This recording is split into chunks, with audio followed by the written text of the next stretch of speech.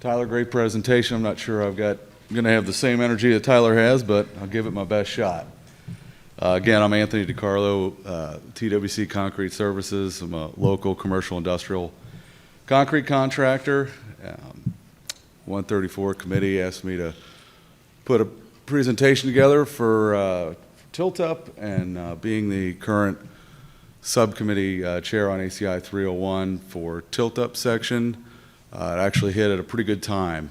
We're getting ready probably in about a year to put out a new document, and in that new document will be some new surface finish specs for concrete tilt-up panels, which, my opinion, has been badly needed in our industry.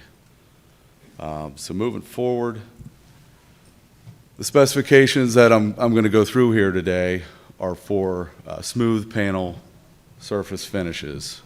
There's obviously other types of panel finishes, but the majority of the tilt panel surfaces in this country are smooth panel. So again, to clarify that, these are panels that are cast on the slab on grade that are hard troweled. So with this new tilt panel surface finish spec, there'll be 3 categories of finish. The categories that are created are going to be just simply 1, 2, and 3. But the categories of 1, 2, and 3, we've changed them around a little bit to make the most stringent the panel finish. And the reason why we did that is because, if you pick number one, everybody wants number 1. So just everybody just always feel like we're going to arbitrarily pick one, and then the specifier is going to pick, a finish that maybe not be appropriate for the tilt project. And the biggest thing with this surface panel finish number 3, which is the most stringent, it's obviously going to be the most expensive. It's going to require the most labor and the most time to give the owner what the owner's paying for and what the specifier is asking for. So on this smooth panel finish number 3, this is considered an architectural panel. And with it being an architectural panel, a mock-up panel will be required.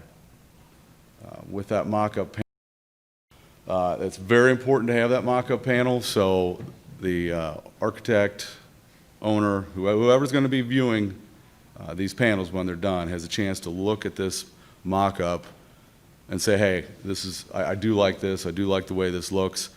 Also gives an opportunity for the contractor to have something to reference to when he does stand his panels and say, hey, this looks like the mock-up over here that you approved, so I've met your specifications.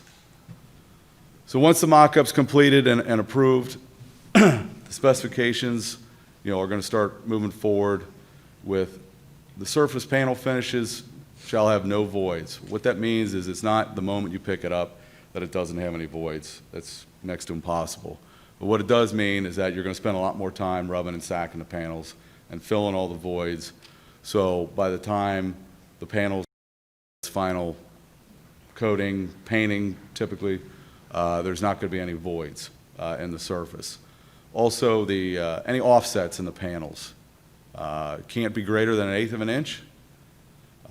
Any floor slab texture defects will need to be ground and patched flush with the panels. Something like that would be if you're pouring over top of a column isolation. A lot of times you'll get some surface irregularities from pouring over top of those, so you'll need to grind those flush and patch them as needed. Next item will be, the contractor will have to repair any water seeping through the panels to the interior surface after the panel has been installed and the final surface finish has been applied. I've had questions on this already of, well, don't you want to patch these cracks before you apply your final surface finish, which again is probably your paint?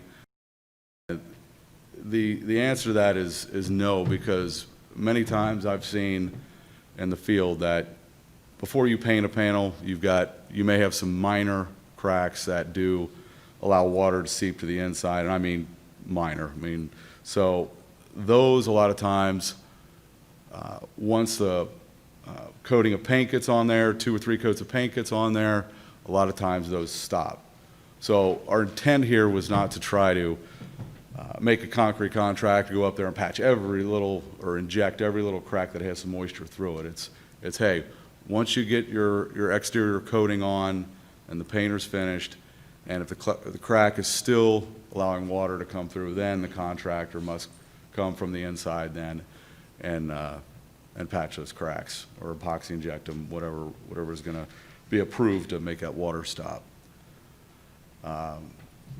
Again, the surface voids, as I went over before, those are limited at 1/8 of an inch diameter, and those will be ground and filled with a patching material.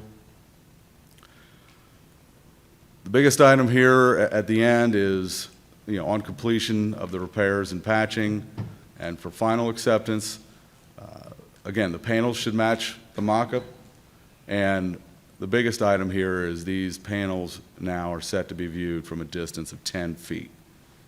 We've always struggled with owners or architects coming up, putting their hands right on the panels, things like that. If you've ever been there, that's kind of a losing battle when somebody's that close to a panel, and I think most of us realize that the majority of the panels, people are going to be just walking by. They're going to be around that 10-foot distance, and if you can't see it at that point in time, then we didn't feel it was appropriate to continue to press the contractor to continue to do. So the next surface finish moving on to is number 2. This is going to be your most common panel finish. This is going to be your typical industrial warehouses that we all see across the country. Similarities to the first panel finish number 3, but a little less stringent, with the floor saw cut joints on the panel surface that will show up will need to be ground and or patched flush, depending on what the contractor decides how to address those saw cut joints when he pours over top of them. Again, the cracks, any cracks that show up once they stand the panels in place, coatings applied, those will have to be repaired if water still makes it through those cracks once that coating's been applied. The surface voids and offsets on a SPF 2 is going to be at 1/4 of an inch. 1/4 of an inch for your diameter and your offsets. Anything exceeding that will need to be ground or patched or filled with your rubbing and sacking material. Also, any patches on these panels, if you happen to run into a project where it's not going to be painted, you will be required to match the color and the texture if it's not going to be painted.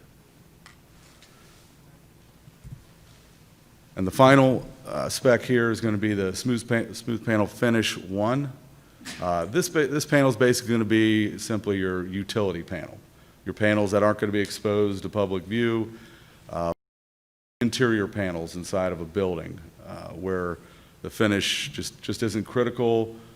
The owner doesn't want to spend a whole lot of money, so that's conveyed to the contractor that he's not going to have to go to a higher degree on getting a better finish. So with that, we're going to have surface voids up to 1/2 inch and offsets up to 1/2 inch will be acceptable.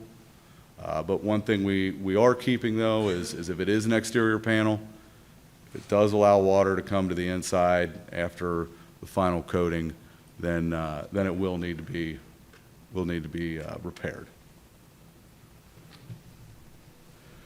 And that concludes the 3 surface finishes you're going to be seeing in ACI 301. I believe we're going to publish in 2020, so keep your eye out for that. And if anybody has any questions, thanks. Good discussion.